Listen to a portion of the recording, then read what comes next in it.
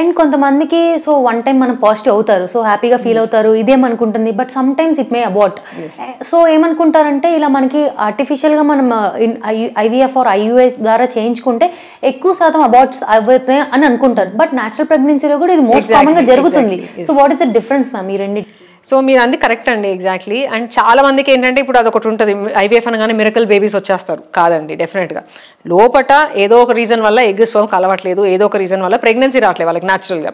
So అలాంటి వాళ్ళకి మనం ఐవీఎఫ్ చేసినప్పుడు మనం సేమ్ వాళ్ళదే జెనెటిక్ మెటీరియల్, వాళ్ళ ఎగ్గే వాళ్ళ స్పర్మే, అది లోపల సరిగ్గా కలవట్లేదు కాబట్టి నేను బయట కలిపి దాన్ని లోపల ట్రాన్స్ఫర్ చేస్తున్నాను. సో దానివల్లనే ఈ మిస్క్యారేజెస్ అనేవి ఎక్కువ అవుతున్నాయి అనేది ఒక పెద్ద అపోహ అండి. సో ఈవెన్ న్యాచురల్గా కూడా చూస్తుంటాం, ప్రెగ్నెన్సీస్ న్యాచురల్గా వస్తాయి, బేబీస్ ఉంటారు, బట్ మళ్ళీ మిస్క్యారేజ్ అవ్వడము. సో వాళ్ళకి ఏంటంటే అసలు ఎందుకు అవుతుంది అనేది ఇన్ఫ్యాక్ట్ ఐవీఎఫ్ ద్వారా మనము అడ్వాన్స్ టెస్ట్ల ద్వారా అసలు ఆ రీజన్ కూడా తెలుసుకోవచ్చు. ఒక్కొక్కసారి ఇప్పుడు ఊరికి కొంతమందికి ఎవ్రీ టైం మిస్క్యారేజ్ అవుతుంది. సో వాళ్ళకి ఏంటంటే అడ్వాన్స్ టెస్ట్లు ఉంటాయి మన దగ్గర ఐవీఎఫ్లో. So genetic counselling, genetic testing చేయడము, ఇలాంటి వాటితోని ఆ మిస్క్యారేజ్ రేట్ అనేది యాక్చువల్గా తగ్గించవచ్చు, ఇన్ఫ్యాక్ట్ పెంచడం కన్నా కూడా. సో చాలా స్టడీస్లో క్లియర్గా ప్రూవ్ అయింది ఏంటంటే ఐవీఎఫ్ చేసిన తర్వాత పుట్టిన బేబీస్లో ఎటువంటి ఎక్స్ట్రా ఇష్యూస్ అనేవి చూడలేదండి. అంటే ఇప్పుడు ఇన్ఫ్యాక్ట్ మొన్నే ఫస్ట్ బేబీ లూయి బ్రౌన్ మొన్నే ఇంటర్నేషనల్ ఐవీఎఫ్ డే చేసుకున్నారు. సో దానిలో ఏంటంటే ఆ బేబీకి ఇప్పుడు almost she is now 48 years something, and ఆ బేబీ కూడా నేషనల్గా ప్రెగ్నెన్సీ వచ్చి నేషనల్గా డెలివరీ అయ్యారు. సో ఒకసారి ఐవీఎఫ్ అంటే వాళ్ళ నెక్స్ట్ జనరేషన్ కూడా ఐవీఎఫ్ అనేది అవన్నీ ఒక పెద్ద అపోహ అండి.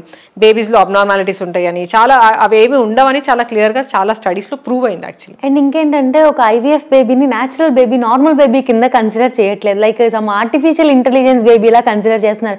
అండ్ అది కంప్లీట్గా న్యాచురల్ ప్రాసెస్, ఏదైతే మన బాడీ మనకి సపోర్ట్ చేయట్లేదో అది మనం వాళ్ళకి హెల్ప్ చేస్తున్నాం.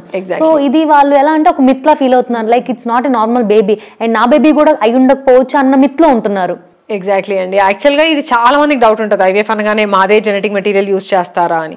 సో డెఫినెట్గా ఎస్పెషలీ ఇప్పుడు అందుకనే ఇట్లాంటి డౌట్సే ఉండొద్దని ఈవెన్ 49 అన్ని సెంటర్స్లో కూడా మేము ఆర్ఐ విట్నెస్ సిస్టమ్ అనేది ఒకటి ఇంట్రడ్యూస్ చేసామండి. దానిలో ఏంటంటే ఆ 0.0001% హ్యూమన్ ఎర్రర్ కూడా లేకుండా ఫస్ట్ జనరల్గా చెక్ చేసుకుంటాం, నేమ్స్ వాళ్ళు చెప్పినవి కరెక్టేనా, డబల్ చెక్, ట్రిపుల్ చెక్ చేసుకుంటాము.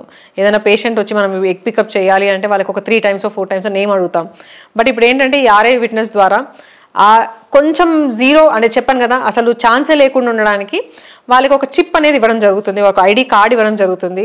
అండ్ వాళ్ళు ప్రతి జెనెటిక్ మెటీరియల్ ఎప్పుడైనా సరే వాళ్ళు స్పర్మ్ ఇచ్చినా, ఎగ్స్ రిట్రీవ్ చేసినా కూడా వాళ్ళకి ఒక ట్యాగ్ ఉంటుందండి, బార్ కోడ్ ఉంటుంది. సో దాని మీద ఒకవేళ పొరపాటున వేరే మెటీరియల్ పెట్టినా కూడా వెంటనే పెద్ద అలారం వచ్చి రాంగ్ అని చెప్తుంది, మిస్ మ్యాచ్ అని చూపిస్తుంది. సో చాలా ధైర్యంగా, భయం లేకుండా, ఎటువంటి భయం లేకుండా వాళ్ళు ఐవీఎఫ్కి ముందుకెళ్ళొచ్చండి.